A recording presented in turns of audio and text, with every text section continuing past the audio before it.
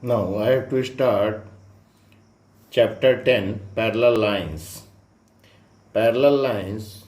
First, all of you have to know what are parallel lines. Parallel lines, definition of parallel line is if two lines in a plane do not intersect each other, they are called parallel lines.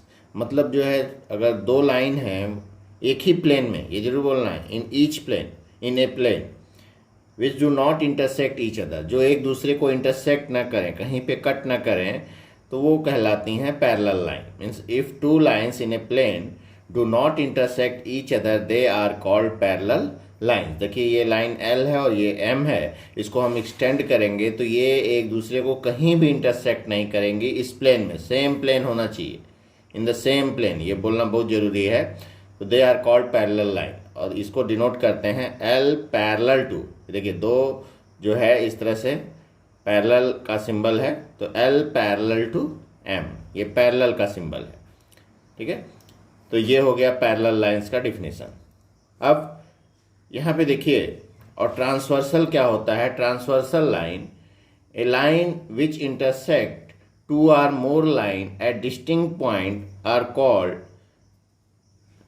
Transversal lines. Transversal line हो गया transversal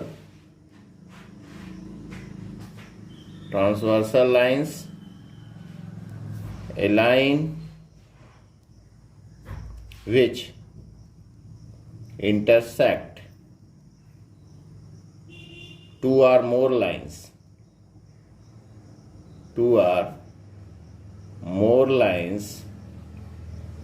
at distinct points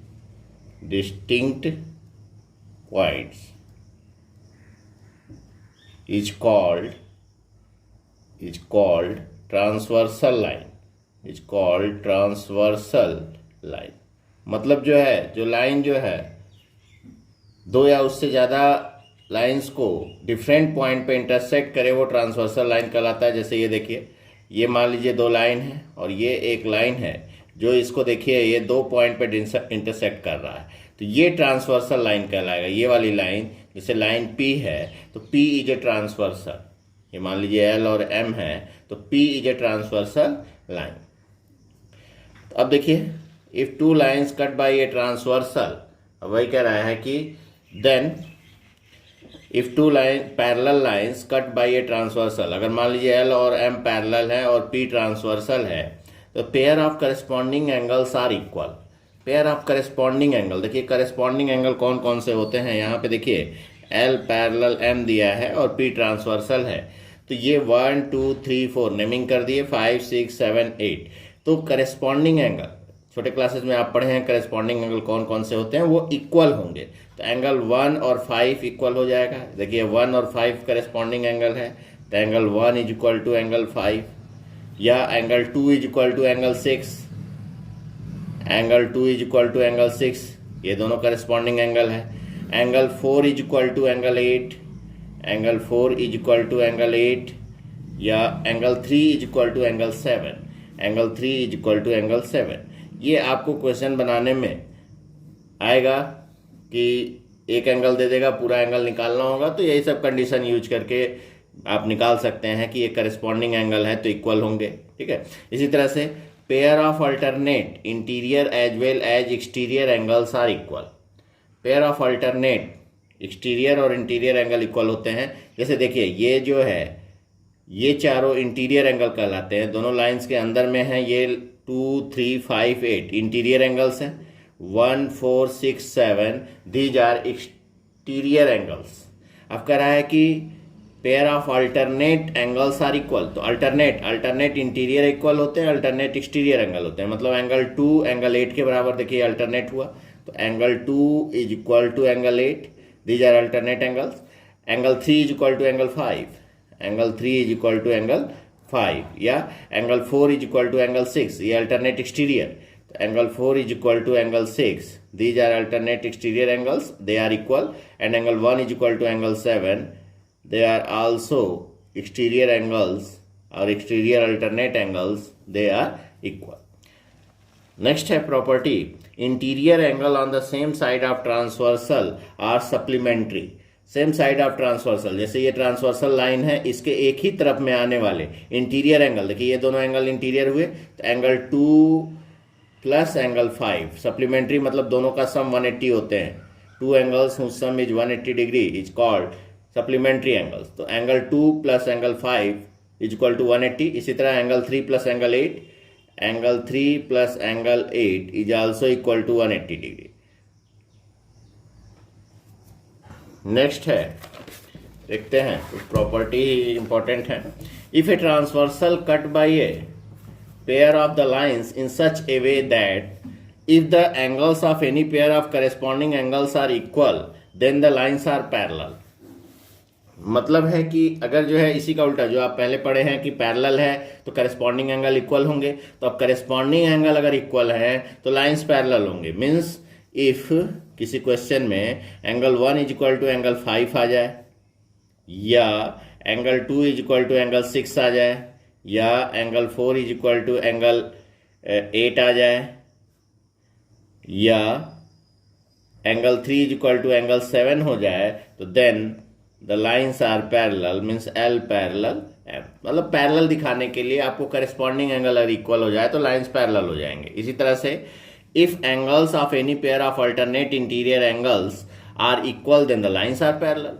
भाई line parallel थे तो alternate angle equal, अब alternate angle अगर equal हो जाए तो लाइन पैरेलल हो जाएगा। मीन्स एंगल 2 अगर एंगल 8 के बराबर हो जाए, angle 2 is equal to angle 8, या angle 3 is equal to angle 5 हो जाए, या angle 1 is equal to angle 7 हो जाए, या angle 4 is equal to angle 6 हो जाए,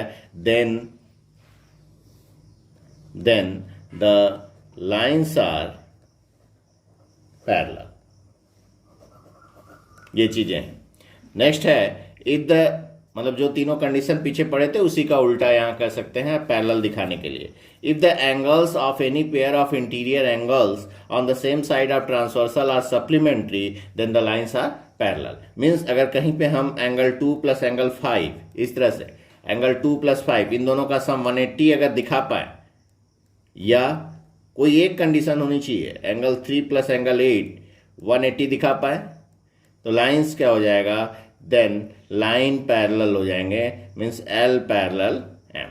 अगर ये L और M है तो ये पैरेलल हो जाएंगे। तो पैरेलल हम इस तरह से दिखा सकते हैं। क्वेश्चन में आपको पैरेलल दिखाने को जब भी कहेगा तो कोई भी एक कंडीशन उसमें सर्च कर लेंगे, चाहे करेस्पॉन्डिंग एंगल इक्वल हो जाए, चाहे अल्टरनेट एंगल इक्वल हो जाए, या सेम साइड ऑफ ट्रांसवर्सल का सम 180 डिग्री हो जाए, तो लाइंस पैरेलल हो जाएंगे। तो इसी पे डिपेंडेंट अब वर्कशीट 1 है।